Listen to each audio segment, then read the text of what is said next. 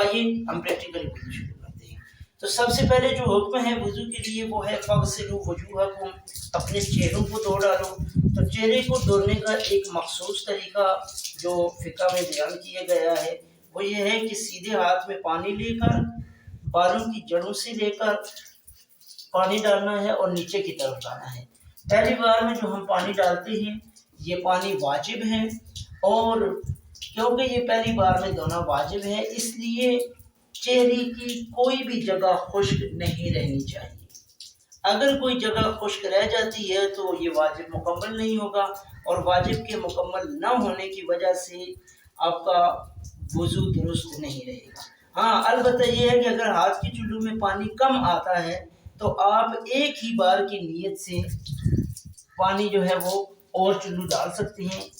لیکن وہ نیت ایک ہی بار کی رکھنی ہے کہ جو میں پہلی بار کا جو دھو رہا ہوں اس میں پانی صرف اضافی ڈالنے کے لیے وہ ڈالیں، اور پھر آپ نے جو ہے وہ پورے چہرے پر یہ ہاتھ مل لینا ہے اور اوپر سے نیچے کی طرف ملنا ہے تاکہ یہ صحیح طریقے سے دھل جائے۔ اس کے بعد جو دوسری بار پانی ڈالتے ہیں وہ مستحب ہے، لیکن میں وضو کے شروع میں کہہ چکا ہوں کہ ہم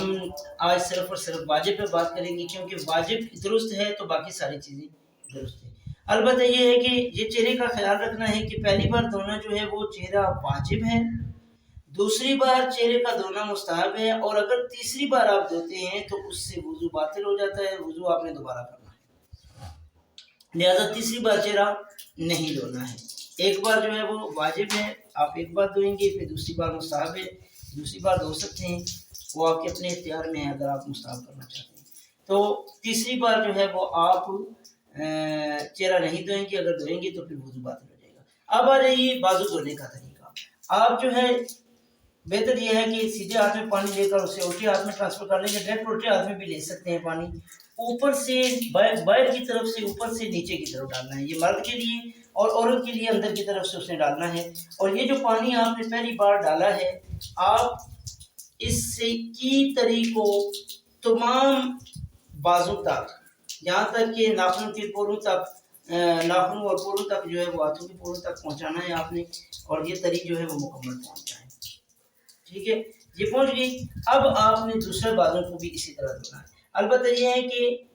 علماء اس کو بیان کرتے ہیں کہ اگر آپ جو ہے وہ پانی کی کمی سمجھتے ہیں تو آپ اس طرح کر کے پانی جو ہے وہ مطلب یہ سمجھتے ہیں کہ آپ کے چولہے میں پانی کم آ رہا ہے تو اس طرح کر کے پانی آپ 2-3 بار ڈال سکتے ہیں، لیکن نیت ایک ہی بار کی رکھنی ہے اسے، اور پھر جب مرنا ہے تو اوپر سے نیچے کی طرف مرنا ہے، اوپر سے نیچے کی طرف مرنا ہے، انگلیوں کو بھی کور کر لینا ہے، کوئی بھی جگہ خشک نہیں رہنی چاہیے۔ اس کے بعد اکثر لوگ جو غلطی کرتے ہیں وہ یہ کرتے ہیں کہ اب یہ وضو کر چکے اور ہاتھ جو ہے وہ دوبارہ ٹوٹی کے نیچے لے کر جانا ہے، جبکہ مسا فقط اور فقط اس پانی سے کرنا ہے جو وضو کا پانی ہے، یعنی جو پانی آپ وضو کے لیے اعضائے وضو پہ استعمال کر چکے ہیں، اب یہ جو وضو والی تری ہے اسی کے ذریعے مسا کرنا ہے۔ تو مسا کے لیے حکم یہ ہے کہ اوپر سے نیچے کی طرف کم از کم جو ہے وہ یہ آپ نے جو ہے وہ یہ 2 سے 3 انگلیاں جو ہے وہ اوپر سے نیچے کی طرف لانی ہے، لیکن یہ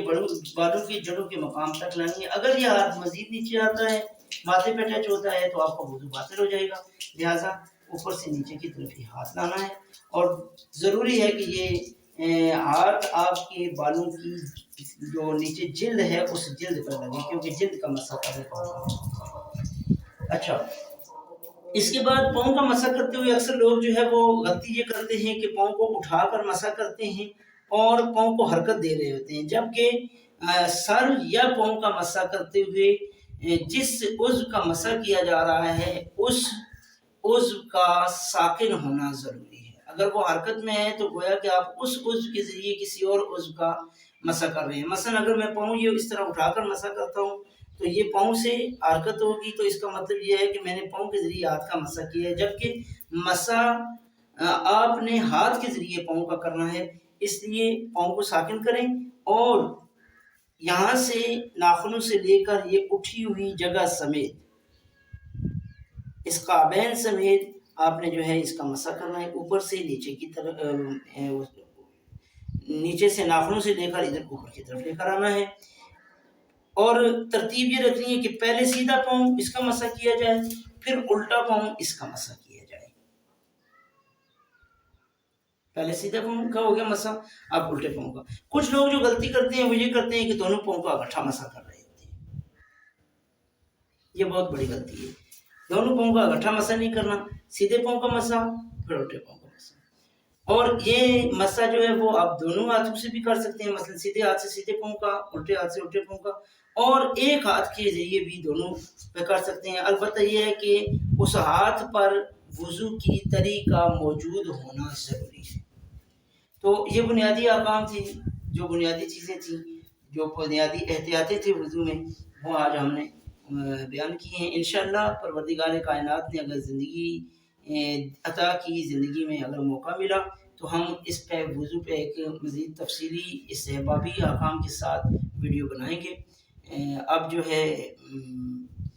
میرا خیال ہے آج کے لیے اتنا ہی کافی ہے۔ صلوات بر محمد۔